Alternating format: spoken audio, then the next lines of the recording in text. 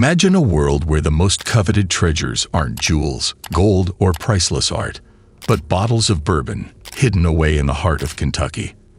These aren't just any bottles. They're Pappy Van Winkle, the rarest and most revered bourbon in America, so precious that people will pay thousands for just a taste. And in 2013, someone decided they'd rather steal it. In a daring decade-long operation, barrels and bottles worth tens of thousands vanished from two of Kentucky's most famous distilleries. Employees, masterminds, and even law enforcement would find themselves pulled into the web of the Pappygate heist. What would drive someone to risk it all for bourbon? And how did they get away with it for so long?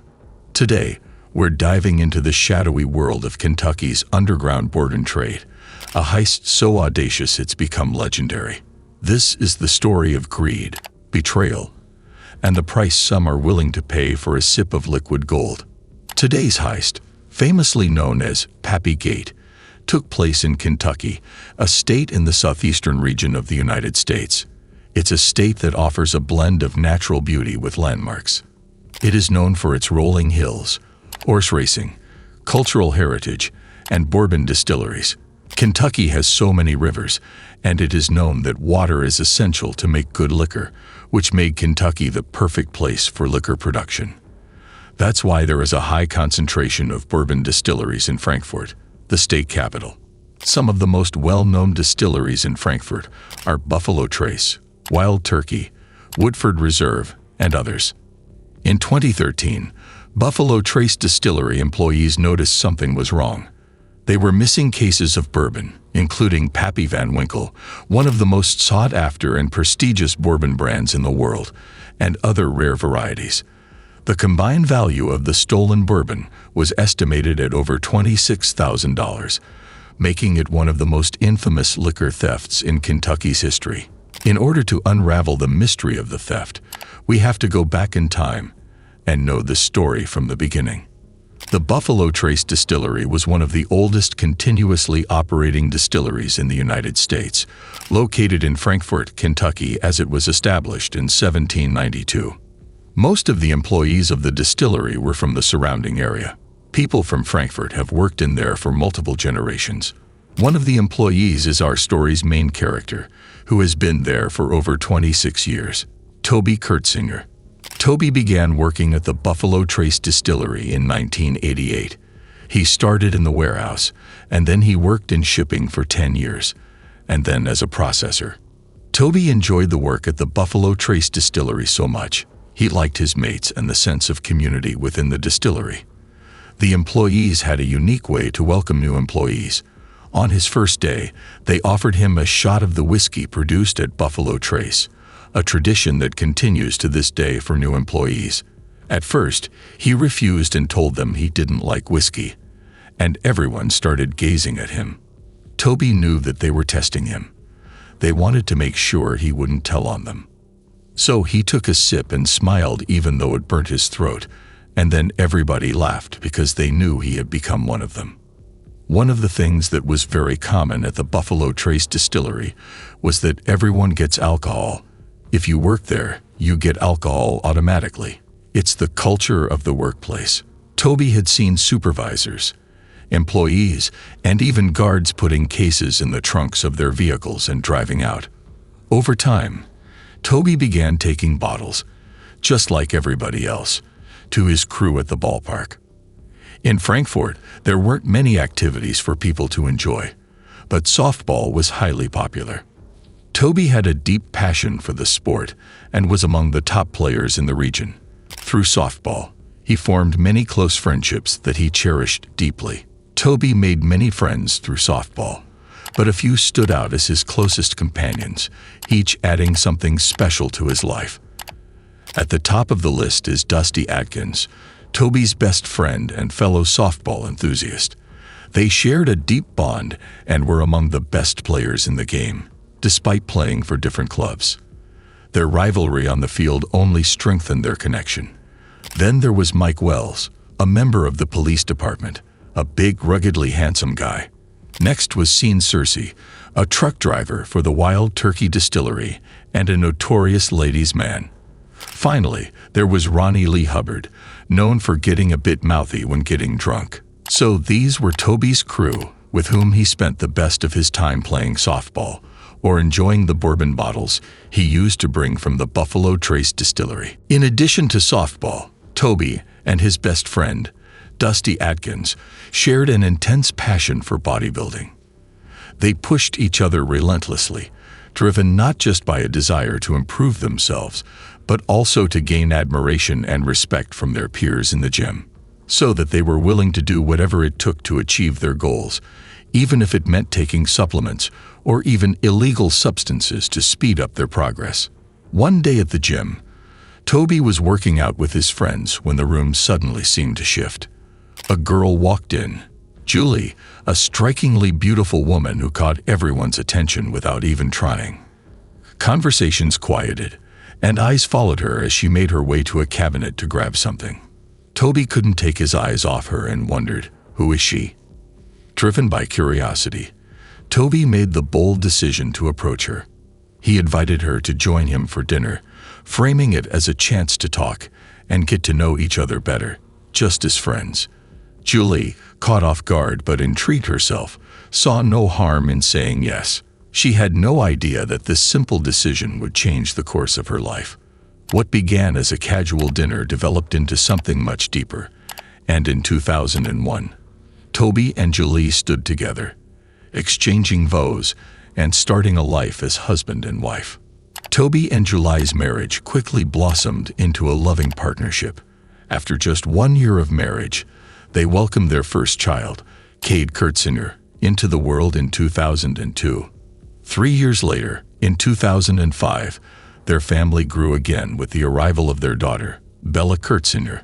Fatherhood came naturally to Toby, who embraced the role with unwavering dedication and love.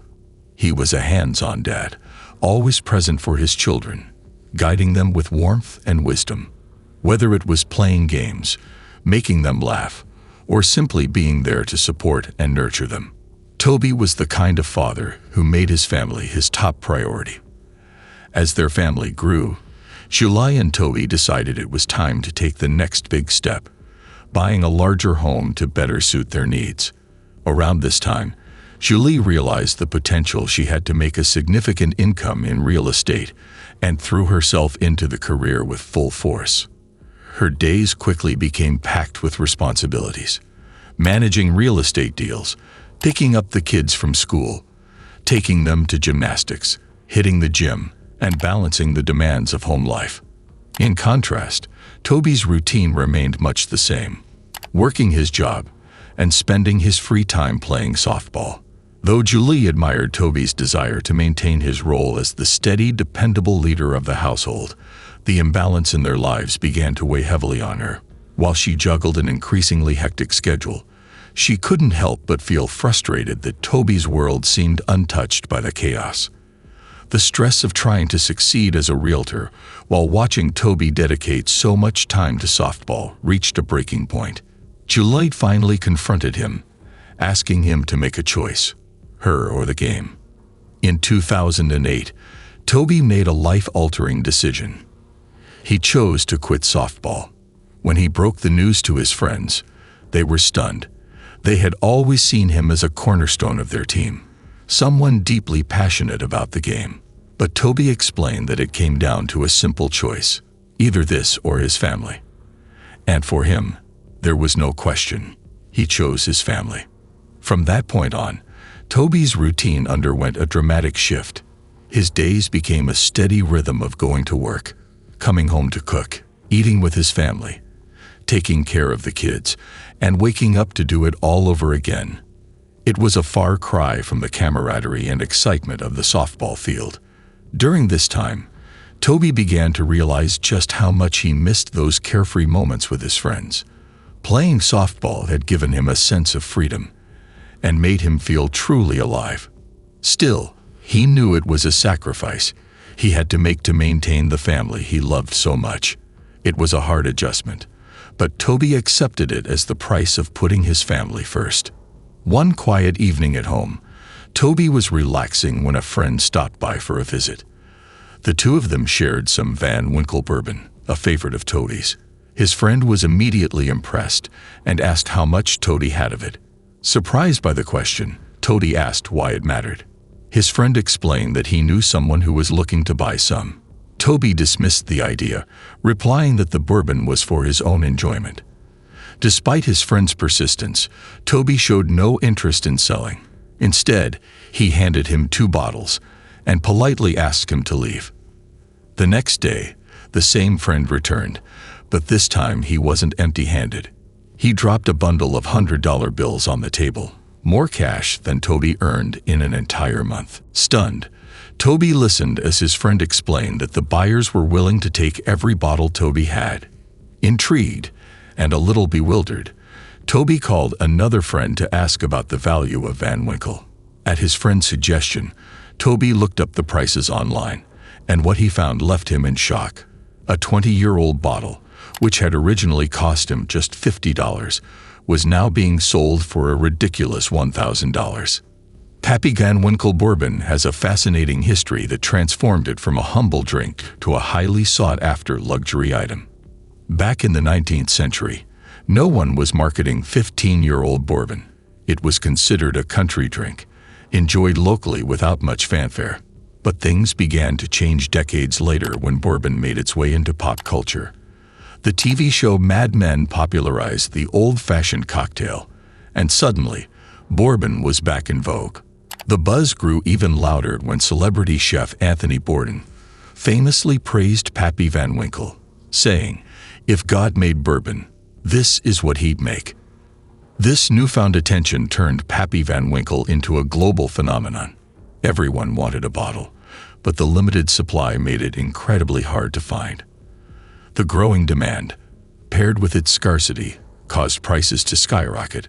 What once sold for $100 was now fetching upwards of $4,000 per bottle, cementing Pappy Van Winkle's status as the ultimate bourbon for collectors and sophisticated drinkers alike. At that time, Toby was working at Buffalo Trace, earning around $15 to $16 an hour. It was decent pay, but nothing compared to what people were offering him for his bottles of Pappy Van Winkle. The sums they proposed were staggering, often double what he made in 2 weeks, and it was all tax-free. With access to the bottles, it felt to Toby like working in a bank with an open vault. The temptation was undeniable, and for him, it seemed like an opportunity too good to pass up. Recognizing the potential, Toby called his friend and told him he was ready to help him out. Toby often visited the lab at Buffalo Trace, a place stocked with tasting test bottles, including several 20-year-old Pappy Van Winkle bottles. One day, he casually asked the lab technician if there was a way to get hold of one. The technician hesitated, replying uncertainly, "I don't know." Toby seized the moment and said, "I know you're strapped for cash. I got a guy who'll pay $1,000 apiece." With that offer, he handed over the money and walked away with 2 prize bottles. Meanwhile, in Frankfurt, there were underground poker games that few people knew about, attended by a mix of influential figures. Doctors, lawyers, judges, state politicians, and even U.S. politicians. These players enjoyed high-quality whiskey while they played, and Toby became their go-to supplier, bringing them the bottles they craved. The whiskey was a hit, and they loved the exclusive access Toby provided. One doctor even told Toby he'd be willing to take more if Toby could still get it, signaling a lucrative opportunity in these secretive circles. Toby had a close friend, Austin, who was like a younger brother to him. Austin also worked at Buffalo Trace Distillery and was facing a tough situation. His girlfriend had gotten pregnant, and he was in desperate need of money. Wanting to help, Toby told him about the value of Pappy Van Winkle. Austin, trying to think of a solution, mentioned the display bottles in the gift shop. Toby paused, realizing he'd never considered those before, and the idea sparked a plan. One night, the two of them decided to act. They entered the distillery's gift shop, where the prized bottles were on display, and carefully took 3 of them. Toby later took photos of the bottles and sent them to the doctor who had previously bought from him. He asked how much the doctor was willing to pay, and the response came quickly: $4,000.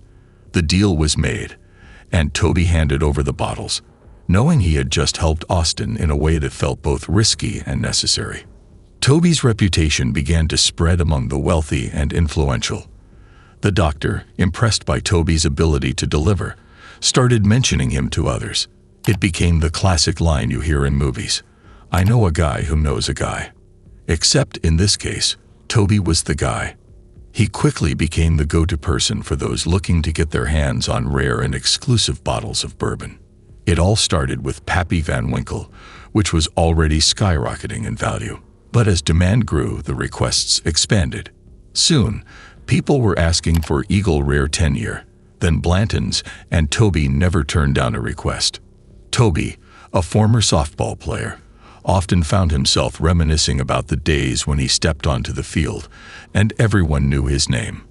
Those moments of recognition, of being part of something bigger, had always given him a deep sense of pride and satisfaction. After quitting the game, he missed that feeling, the thrill of being in demand, of having a purpose beyond the daily grind.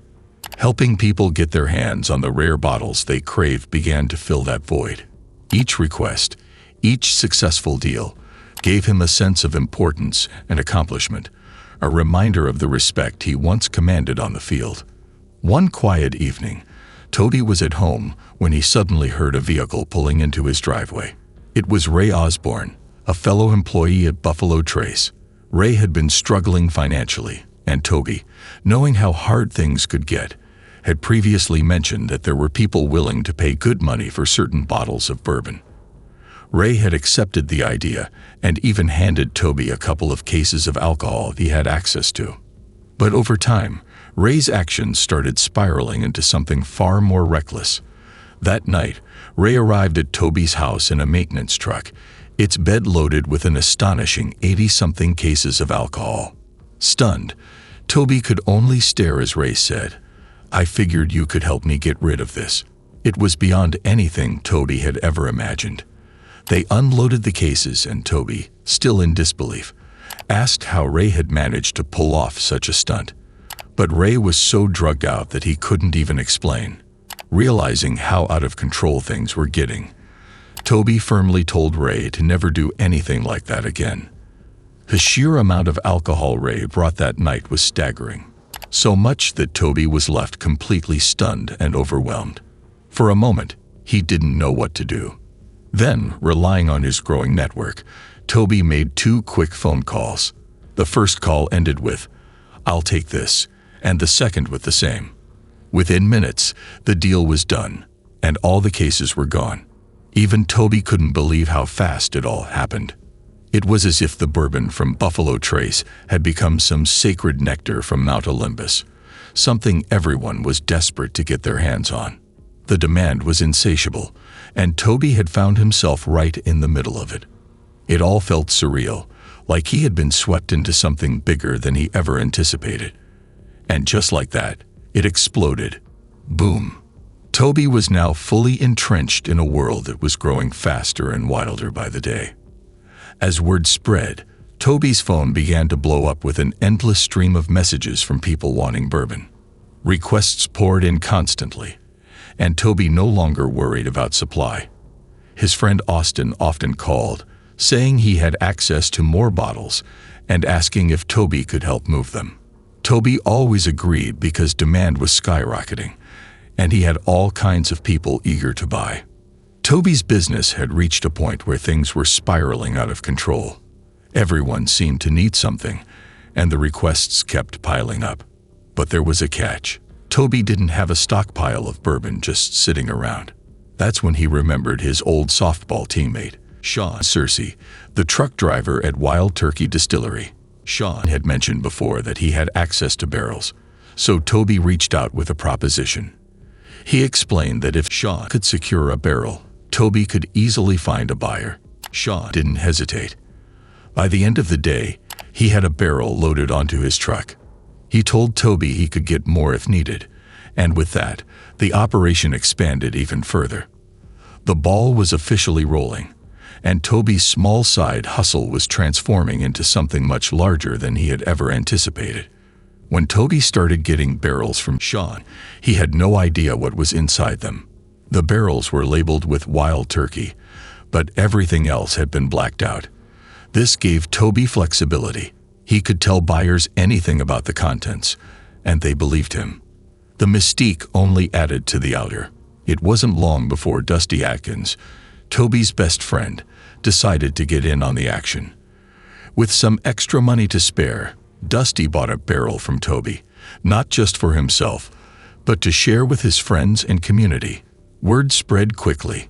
Whoever tasted bourbon from Dusty's barrel wanted one of their own, and the demand kept growing.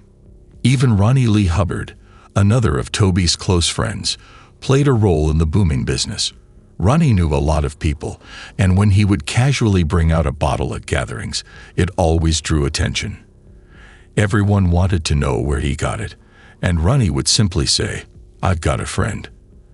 That answer piqued curiosity, and soon, his network of friends was asking him to help them get their hands on the same bourbon.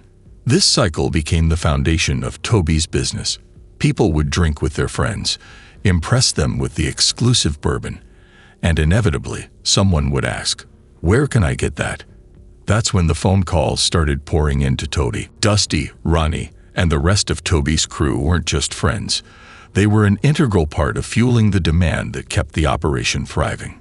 For Toby, the whole operation began to feel like a softball game, where he was back in his element, playing the role of a coach on the field. Just like during their games, he ensured that everyone on his team played their part. Whether it was Dusty buying barrels, Ronnie spreading the word, or Sean securing the supply, Toby made sure the entire crew worked together seamlessly. For nearly 4 years, Toby ran his business under the radar, with Julie completely unaware of what was happening. To her, the occasional bottles Toby brought home seemed normal, likely just something for himself, so she never questioned it. What she didn't know was that the money Toby made through his side hustle was helping in significant ways around the house. Toby used a lot of that money to spoil his kids, especially on their birthdays and Christmas. He showered them with gifts, not just toys, but experiences too. Toby adored his children and wanted to make them happy. He was determined to give them the things he had missed out on as a kid. Growing up, he didn't have much, though he fondly remembered watching Walt Disney movies on family nights. Those memories stuck with him, even though money was tight back then. Now, as a father, Toby wanted to do more for his own children. He took them to Disneyland, creating the kind of magical experiences he'd only dreamed of as a boy. But his generosity didn't stop with his kids. Toby had big plans for Julie too. He was secretly planning to buy land in a place called the Reserve at Benson Creek, fulfilling her dream of moving to a better home and surprising her with something truly special. For Toby, it was about creating a life full of joy and opportunities for his family, even if the means weren't entirely conventional. From his humble beginnings as a dedicated family man and former softball star to his secretive bourbon business, fueled by connections and a growing network, Toby's life had been a whirlwind of choices and consequences, leading, inevitably, to the infamous Pappygate heist that would shake the bourbon world and change everything. In 2013, the Buffalo Trace Distillery discovered a shocking theft. Cases of bourbon were missing, and nearly 200 bottles of the prized liquor had vanished. The stolen goods, estimated to be worth hundreds of thousands of dollars, sent ripples through the bourbon world. News of the heist made headlines everywhere, with media outlets buzzing about the audacious crime. Following an internal audit, the theft was officially reported to the sheriff, escalating the situation into a full-blown investigation. As soon as the story broke, Dusty Atkins immediately called Toby, panicked and desperate for answers. He asked if any of the barrels or bottles he had bought from Toby were connected to the missing inventory. Toby's response was both strange and unsettling. He told Dusty that while there were things he shouldn't have been doing, this theft wasn't one of them. He insisted he had nothing to do with it. The theft case was turned over to Sheriff Pat Melton, who would lead the investigation. Elected in 2010, Pat was the type of lawman who thrived in the spotlight. Known for his love of media attention, he seized every opportunity to showcase his achievements. With re-election campaigns always looming, Pat understood the value of publicity and worked tirelessly to keep himself in the public eye. For Toby, this was a stroke of bad luck. The last thing he needed was a high-profile sheriff determined to make headlines, especially with a case as sensational as the Pappygate heist. Sheriff Pat Melton approached the Pappygate heist with unwavering confidence, convinced that he and his detectives would crack the case. From the start, he was almost certain it was an inside job. After all, who else could manage to smuggle such a significant amount of bourbon out of a highly secure warehouse? With that theory in mind, Melton's first move was to set up interviews with Buffalo Trace employees. The investigation quickly ramped up, with detectives interviewing more than 100 workers. The sheriff was sure that sooner or later, someone would slip up or reveal critical information. Yet, after questioning 110 employees, no one spoke a word. The wall of silence was unbreakable, leaving the sheriff with no leads and an increasingly frustrating problem on his hands. Toby kept a close eye on the relentless media coverage of the Pappygate investigation. Despite the growing spotlight and Sheriff Pat Melton's public assurances, Toby remained calm. He knew that even after questioning over 100 employees, the sheriff had no concrete leads or suspects. Confident that his operation was still under the radar, Toby continued his business as usual, meeting the constant demand for bourbon from eager buyers. What no one knew, however, was that Toby had an unexpected ally, a bribed cop who quietly facilitated his business. This connection kept his operation running smoothly, adding another layer of secrecy that protected him from suspicion. On the other hand, Sheriff Pat, despite mounting pressure from the media, refused to let the case slip away. He believed it was only a matter of time before someone cracked. To intensify the search, he announced a $10,000 reward for anyone who could provide information leading to an arrest or conviction. Nearly a month and a half had passed since the infamous Pappygate heist, and Sheriff Pat Melton was still chasing leads that seemed to go nowhere. Frustrated by the lack of progress, he doubled down by adding another incentive: a second $10,000 reward for anyone who could provide information leading to an arrest. The sheriff was determined to apply pressure on whoever was behind the theft, hoping the escalating rewards would force someone to break. Meanwhile, Toby's life carried on uninterrupted. Not only did he continue his bourbon business, but he also expanded his ventures. He began selling steroids to those eager for quick physical transformations, a trade that raised eyebrows but went largely ignored by the authorities. After all, it wasn't a priority for law enforcement if someone used steroids to look good. Adding to his growing arsenal of risks, Toby even started purchasing firearms, further weaving complexity into his secretive world. Despite the heightened scrutiny surrounding the distillery theft, Toby operated with a bold confidence that suggested he believed he was untouchable. 4 months had passed since the Pappygate heist, and the authorities were no closer to uncovering the truth. Despite the passing time, investigators remained optimistic, convinced that the case was solvable. They had received a flood of tips, but sorting through them proved challenging. None seemed to lead to a definitive breakthrough. Meanwhile, Toby continued to operate with unshaken confidence. His growing connections with Frankfurt's elite, judges, lawyers, and the wealthy members of the local country clubs gave him a sense of security. Surrounded by people of influence and power, Toby began to believe that his proximity to these circles made him untouchable. However, Toby adhered to a major principle: humility. Even as he mingled with powerful individuals and expanded his secretive operations, he maintained a low profile. Toby understood the importance of discretion, and he was careful not to flaunt his activities or arouse suspicion. He operated in the shadows, ensuring that his business remained under the radar, a quiet empire built on secrecy and restraint. Finally, In 2015, 2 years after the infamous Pappygate heist, the breakthrough the authorities had been waiting for arrived.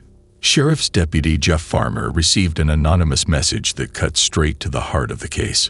Want to know where some stolen whiskey is?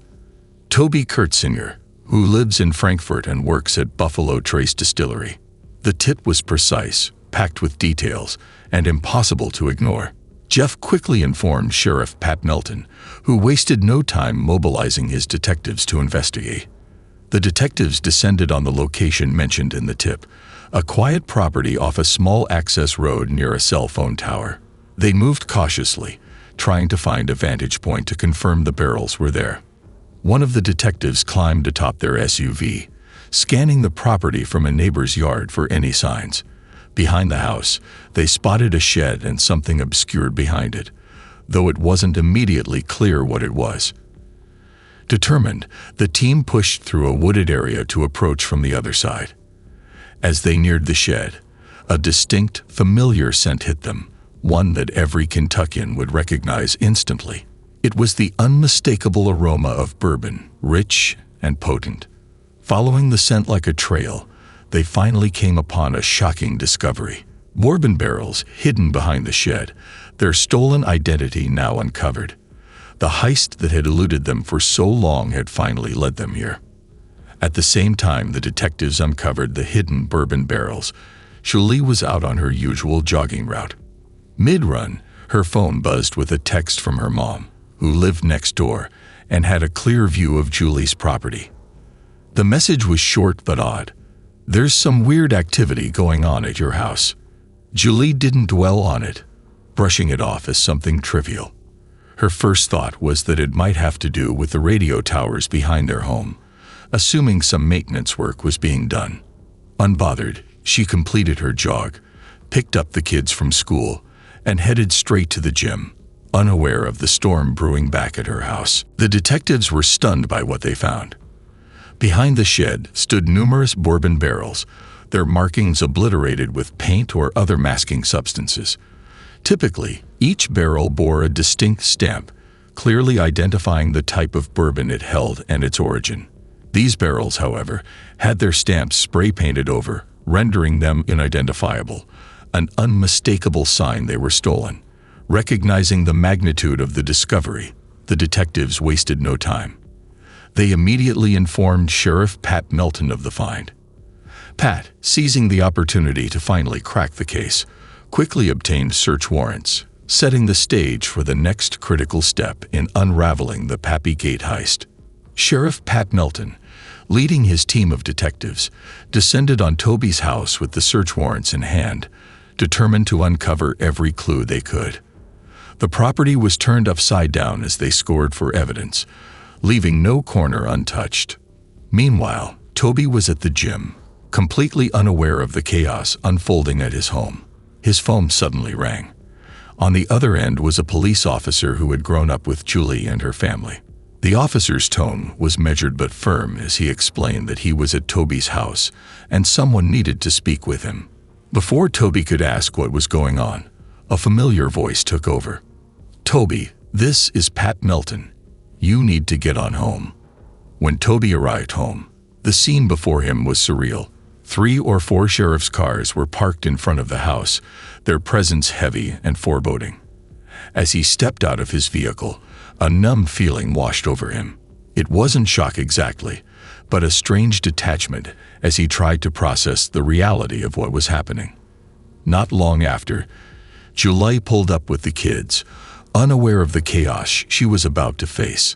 Entering through the back door, she stopped in her tracks. The house was unrecognizable. Drawers dumped out, furniture shifted, belongings strewn everywhere. It was as if a tornado had torn through their home. For Toby and his family, that day was nothing short of a nightmare. The detectives wasted no time in questioning Toby about the combination to the safe he kept in his room. When they finally opened it, what they found was beyond what anyone had anticipated. Inside were several guns, including assault-style rifles, along with silencers, an arsenal that raised immediate red flags. But that wasn't all. They also uncovered a stash of steroids, far more than what could be considered for personal use, and an alarming amount of cash. This discovery escalated the situation dramatically. What had started as a search for stolen bourbon now revealed a far deeper and more complex operation. The combination of illicit bourbon, steroids, weapons, and large sums of money painted a picture of activities that went far beyond what anyone had initially suspected. The detectives, led by Sheriff Pat Melton, wasted no time beginning their interrogation in Toby's house. Armed with a dictaphone to document the proceedings, they methodically started pressing Toby for answers. One detective pointedly told him they knew the barrels were from Wild Turkey, that they had come from Scene Cersei, and that Toby had been selling them for $3,000 apiece. The questioning intensified as they probed into his employment at Buffalo Trace, asking if he had worked there during the time of the Pappygate heist and whether he knew anything about the theft in 2013. To push him into confessing, Pat Melton made an enticing offer. If Toby knew anything about the stolen bourbon and was willing to talk, everything could disappear. With an almost theatrical snap of his fingers, Pat implied that Toby's cooperation would resolve everything. For a moment, Toby seemed ready to speak, but just as he opened his mouth, Julie entered the room. She immediately sensed the gravity of the situation and intervened, telling Toby to keep quiet. "Shut your mouth," she said firmly, and Toby obeyed. Julie later recounted that the look on Toby's face in that moment was one she had never seen before, a mixture of fear and defeat. It was then she fully realized the extent of the trouble he was in. The day took a devastating turn as Toby was handcuffed and led away. Julie and the kids watched in anguish, the reality of their unraveling life hitting them hard. It was a moment of profound hurt and helplessness for the family, one they would never forget. The search warrant issued for Toby's house was specifically for the missing Wild Turkey barrels. However, a significant discrepancy emerged. Wild Turkey Distillery had not reported any theft, nor did they even know the barrels were gone. This raised an essential question. How could Toby be charged with stealing something that wasn't officially reported as missing? Toby Kurtzinger, steadfast in his defense, pleaded not guilty to the charges and was released after posting bail. The legal ambiguity surrounding the Wild Turkey barrels added a layer of complexity to the case. Meanwhile, the connection to the infamous Pappygate heist lingered in the background. Sheriff Pat Melton, despite the lack of direct evidence, refused to rule out the possibility that Toby's case was tied to the 2013 bourbon theft. Given Toby's long tenure at Buffalo Trace, Melton remained convinced that the heist had to be an inside job, and Toby's involvement seemed increasingly plausible in his eyes. The authorities wanted Toby to give up the names of everyone he had been involved with, pressuring him to rat out his connections. But Toby couldn't bring himself to do it. He knew these people personally, knew their kids and families, and betraying them was unthinkable to him. However, the investigators didn't need Toby's cooperation to uncover the truth. When they seized his phone, it became a goldmine of evidence. The phone data revealed everything they needed to know. Transactions involving bourbon, steroids, and more. Messages like, "I'll take 2, I need 4 more, and how much can we make off this?" painted a vivid picture of an organized operation. This discovery led detectives to realize Toby wasn't working alone. He had a network of collaborators. They began piecing together the hierarchy, placing Toby at the top, followed by his distributors and accomplices, with steroids forming a parallel stream of illicit activity. Among the names that surfaced were some familiar ones, including Mike Wells, a cop who had been Toby's teammate in the softball league. Shockingly, it was revealed that Mike, along with another officer, Steve Oliver, had been conspiring with Toby to fund steroid shipments. Toby's friendships with law enforcement officers had given him a false sense of security. He believed his connections made him untouchable, shielding him from scrutiny. But this perceived invincibility couldn't protect him from the relentless pursuit of Sheriff Pat Melton and his department, who were now determined to dismantle the entire operation. As the investigation unfolded, It became evident to Sheriff Pat Melton and his detectives that a significant portion of the illegal distribution was being handled by Toby's softball connections. Determined to crack the case, they started tracking down these individuals one by one, hoping to break the chain. Their first target was Dusty Adkins, one of Toby's close associates. However, Adkins was anything but cooperative. Despite repeated calls to the sheriff's office, he refused to show up, blatantly rejecting their attempts to question him. Undeterred, the detectives began tailing Adkins, following him to numerous locations, trying to anticipate his movements. Adkins, aware of their surveillance, constantly tried to stay one step ahead, but his efforts to evade them were ultimately futile. The digital trail he left behind, cell phone activity and downloads, told detectives everything they needed to know. The evidence was piling up, and the net was tightening around Toby's inner circle. In Kentucky, there exists a statute called Engaging in Organized Crime, which casts a wide net of accountability. Under this law, everyone involved in a criminal enterprise, whether they orchestrated the scheme or simply distributed a single barrel, is held responsible for the consequences of that operation. Sheriff Pat Melton's team quickly capitalized on this legal leverage. Armed with the weight of a Class B felony charge, carrying serious penalties, they adopted a persuasive mantra. Do you want to be a teammate or an inmate? Faced with the grim reality of potential prison time, many of those implicated began to crack under pressure. For most, the choice was clear. They picked teammate, leading to a flood of cooperation and confessions that helped the detectives close in on the full scope of the operation.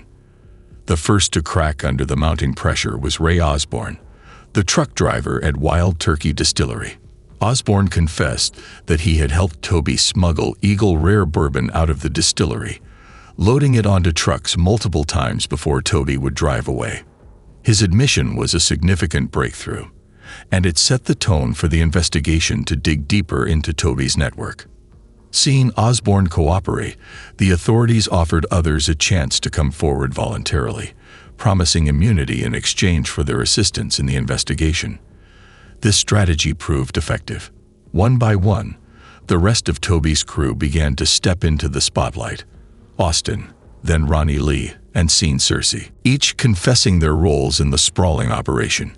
Even Dusty Adkins, who had been skillfully evading capture, finally succumbed. When detectives presented him with a comprehensive list of incriminating messages extracted from Toby's phone, his denials crumbled. Realizing there was no escape, Adkins confessed to facilitating the sale of stolen barrels, just as many of Toby's accomplices had already done. The case against Toby and his network was solidifying rapidly, piece by piece. Toby couldn't shake the deep sense of betrayal as the names of those confessing piled up. Friends he had trusted, people he considered family. These were the same individuals he had played softball with, shared meals with, and confided in. Now, they were cooperating with the detectives, spilling secrets to save themselves. For Toby, the sting wasn't just in their confessions, but in the realization that the loyalty he had shown them was not reciprocated when the pressure was on. It left him questioning everything about the bonds he thought were unbreakable. After the confessions and arrests, Sheriff Pat Melton wasted no time stepping into the spotlight. He held a press conference attended by nearly 20 reporters and camera crews from around the globe. Standing before the flashing lights and rolling cameras, Pat confidently declared that his initial hunch was correct. This was indeed an inside job. The media erupted with headlines proclaiming the resolution of the infamous Pappygate heist. Pat became the face of the story, appearing on national television shows throughout the day, basking in the attention. With a sense of accomplishment radiating from him, he reveled in the congratulations pouring in for cracking the case. After being indicted alongside his accomplices, Toby was consumed by confusion and despair. The weight of his actions bore down on him, and he began bracing for the worst, only to discover it was far worse than he imagined. Julie, his wife, was also indicted for every charge he faced. The authorities painted him as the mastermind and her as an active participant in the operation involving stolen bourbon, steroids, and guns. Julie was devastated, not only by the charges but by the betrayal. She realized the man she thought she had married had hidden a double life from her. As the scandal unfolded, Toby and Julie became fixtures in the news, their faces plastered across media outlets daily. The constant coverage affected the entire family, particularly their children. Toby's son, Cade, faced the cruel consequences firsthand when the father of a girl he liked forbade her from seeing him after discovering who his father was. The judgment and shame overwhelmed Toby, pushing him to the brink of contemplating suicide. He believed that removing himself from the picture might spare his family further suffering. But Julie, despite her heartbreak, refused to let him give in to despair. She told him that they needed to face this together, united as a family, and find a way to get through it.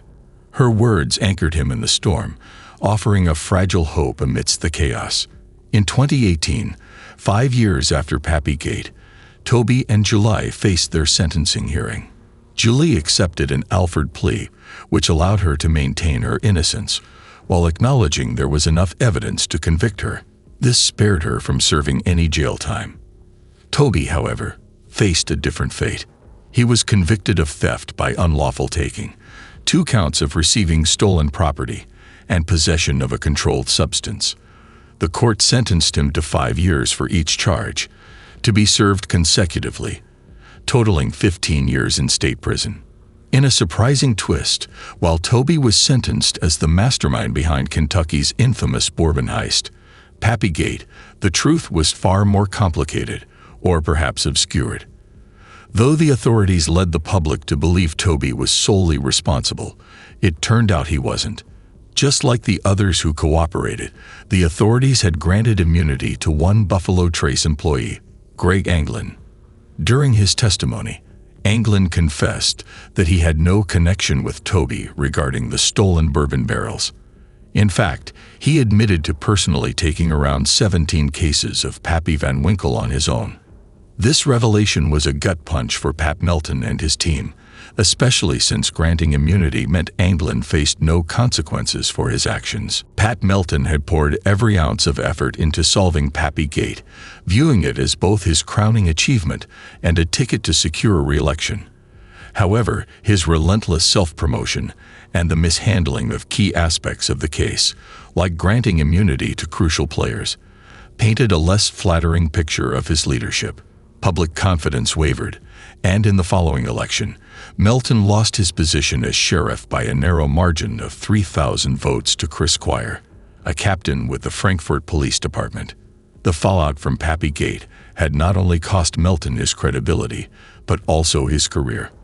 After serving just 30 days of his 15-year sentence, Toby Kurtzinger was granted shock probation, a surprising turn of events. As a first-time felony offender with no prior criminal record, a steady job, and deep ties to his community, Toby was considered an ideal candidate for this form of leniency. Shock probation allowed him to return to his family quickly, giving him a chance to rebuild his life. Upon his release, Toby reunited with Julie and his children, determined to move forward from the chaos and damage that Pappygate had brought into their lives. The story of Pappygate is one of theft, betrayal, and ambition that shook Kentucky's bourbon world. Toby Kurtzinger's journey showed how chasing quick money can lead to broken trust and serious consequences. The heist became a media sensation, revealing the impact of greed and mistakes on people's lives. In the end, Toby's experience is a reminder of the importance of family, redemption, and learning from the past. We have come to the end of our story. Thank you for watching. Don't forget to like and subscribe. See you in the next story.